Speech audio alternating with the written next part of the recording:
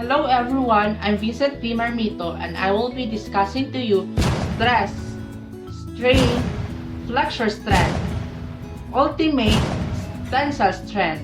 I have my whiteboard and my marker. Come on, join me. Let's start learning. Stress is a quantity that describes the distribution of internal forces within the body. It is important for us civil engineering students and even civil engineers to know the concept of stress and strain for us to be able to determine whether our material use can carry or can sustain or can resist the forces that we may apply. Now, we will be discussing about the two categories of stress. It is the normal stress and shear stress. But before going to shear stress, let us first discuss the normal stress. Normal stress, as you can see on the figure, we have a tube and internal forces N. So, the forces N is along the axis of our tube. This means that it is an uniaxial loading. And in the first figure, we have two forces N acted in opposite direction. This means that the tube will become longer and this is called as tensile stress. And for the sign convention of this stress, it is positive. On the other hand, in the second figure, we have a tube and our forces N is in converging manner. This will make our tube shrink or shorter. And this is called as compressive stress.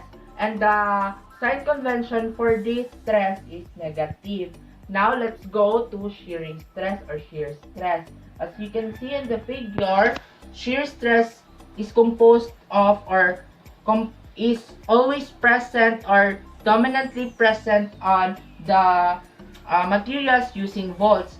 In the example, in the figure, we have two woods and connected with a bolt. The shear stress is located at the center or the contact area of the wood and the bolt.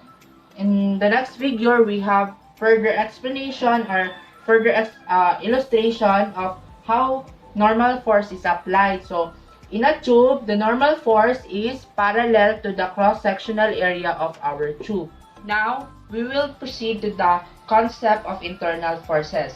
So, we will be using the uniaxial loading of normal stress. So, we have a tube and two opposite forces. And if we will cut the tube into half, the forces internal forces will be equally distributed along the cross-sectional area of our tube. This leads to the idea of internal forces or summation of internal forces is equal to the force applied. Now, let us proceed to the computation and units used in solving stresses. So, for solving stresses, stress is equal to force per unit area. For the use of units, for SI units, we will use Newton over m squared or simply Pascal. For English units, we will use pounds per inch squared or pounds per feet squared. For the formula for normal stress, it is denoted by sigma. Sigma is equal to force over cross-sectional area. And for the shearing stress, it is denoted with tau. So tau or shearing stress is equal to force over area of contact. And now I will be discussing to you or giving you a simple example of solving normal stress to further explain and know the concept of stresses.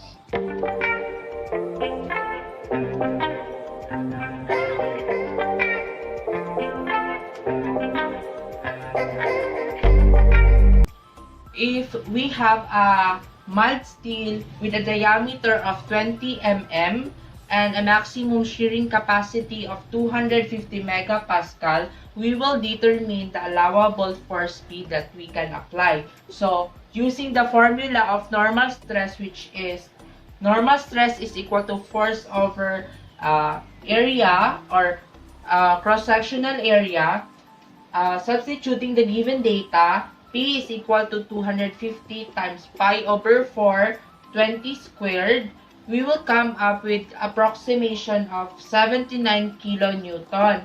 If the force we apply is greater than the 79 kilonewton, the material will definitely fail. Now that we have already know the concept of stress, we will now proceed to the concept of strain. Strain is a quantity that describes the deformation that occurs within the body.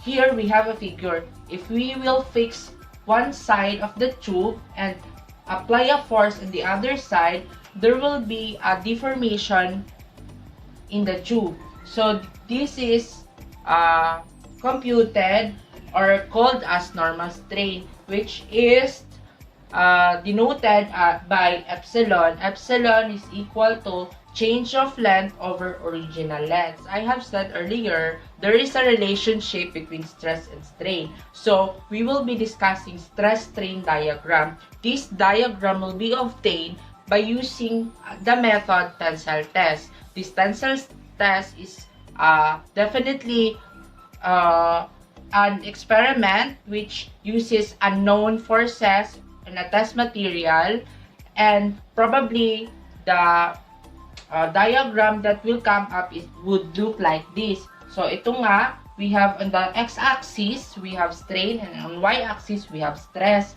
So we can see that there is a linear portion of the diagram. This linear portion is under elastic region because the deformation reverses when the loads applied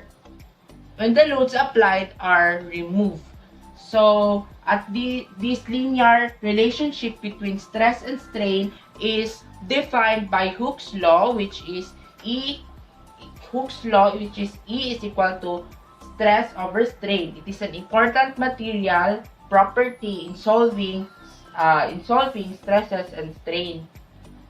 And then so this is called as Young modulus. So definitely strain or stress is directly proportional to strain. The different parts of the stress-strain diagram will be discussed by the next reporters. We have already discussed about the normal strain. Now let's proceed to shear strain. Shear strain is defined as the change in angle. Shear strain is computed the same way as the normal stress. However, the shear strain is in average form since the internal forces applied is not evenly distributed along the cross-sectional area. To better understand about shear strain, let us focus on single particle element of internal force within our body. So here is an example figure. We have a shear strain. In order to meet with the equilibrium, we need also to apply opposite force, and for the rotational equilibrium, we do need also to add two forces, opposite forces. So these forces are this tau or stress causes deformation to our particle, and this is denoted as gamma. So the same way with stress or shear stress, Hooke's law is also used, but in this case we uses G or the shear modulus of elasticity. So for the uniaxial loading, when we say uniaxial loading and we cut it in a vertical way, there will be no shear. But however, if we will cut the uniaxial loading in a slanting way or with an angle, we will obtain or have shear stress, strain. Now, we have already discussed about stress and strain. We will proceed to the last two topics for my report, which is the flexure strength and the ultimate tensile strength. So, flexure strength is the ability to resist deformation under load. This is basically present in the application of applied loads into beams. So based on the figure, we have a bended beam. the upper portion is in compression state and the lower portion is the tensile state. Definitely, when we say about compression and tensile, there will be a change of length, but there is what we call a neutral axis in between of them, in which the length stays the same, and this play an important role with our flexure formula. So we have a flexure formula. Bending stress is equal to internal moment multiplied by the distance from the neutral axis over the area of moment of inertia. So for the maximum bending stress, we have internal moment multiplied by the distance of neutral axis to the outer fiber over area moment of inertia. So this formula says that bending stress increases when the internal moment and the distance from the neutral axis increases, and bending stress decreases when the area moment of inertia increases. So now let's proceed to the tensile strength. Tensile strength would definitely mean that the material could undergo, agree, or deal with a large number of force without breaking or deforming. This is due to the mixture of flexibility and durability. So the formula for the ultimate strength is force or ultimate force over original cross-sectional area. Those are all my topics assigned as an introductory part of stress, strain, flexure strength, and tensile strength. Later on, other reporters will definitely discuss and elaborate even more these topics. Hope you enjoy and learn something about our lesson. Thank you.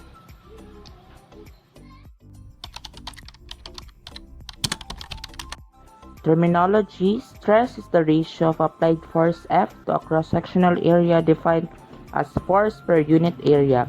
A. Tensile stress: stress that tends to stretch or lengthen the material acts normal to the stress area. B. Compressive stress: stress that tends to compress or shorten the material acts normal to the stress area. C. Shearing stress: stress that tends to shear the material acts in plane to the stress area at right angles to compressive or tensile stress. Strain is defined as deformation of a solid due to stress. A. Normal strain: elongation or contraction of a line segment. B. Shear strain: change in angle between two line segments originally perpendicular. Stress is proportional to load and strain is proportional to deformation as expressed with Hooke's law. Bending strength is defined as its ability to resist deformation under load. Tensile strength is the ability to undergo a great deal of force without breaking or deforming. This is due to mixture of strength and flexibility.